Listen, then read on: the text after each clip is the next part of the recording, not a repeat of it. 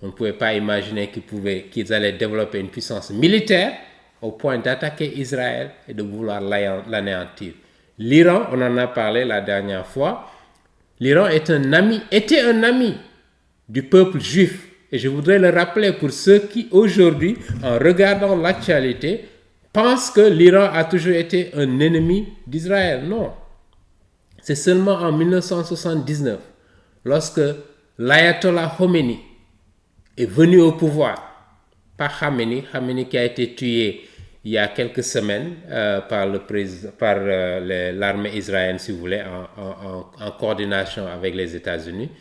Mais je parle de Khomeini qui était le premier leader. Naturellement, il a travaillé avec Khamenei pour prendre le pouvoir et pour instaurer un État islamique.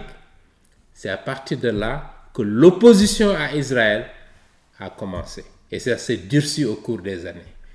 Et tous les enjeux que nous voyons autour du développement, de l'enrichissement de l'uranium de l'Iran, que l'Occident, y compris Israël, veut opposer pour empêcher justement un conflit, je dirais non seulement régional, mais peut-être mondial.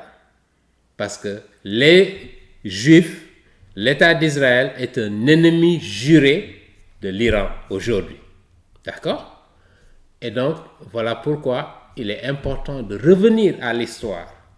Parce que le peuple iranien a toujours été ami au peuple juif, au peuple israélien. Aujourd'hui, ce sont des ennemis. Donc, on ne peut pas comprendre, en retournant à l'histoire, comment se fait-il qu'ils sont passés d'amis à ennemis.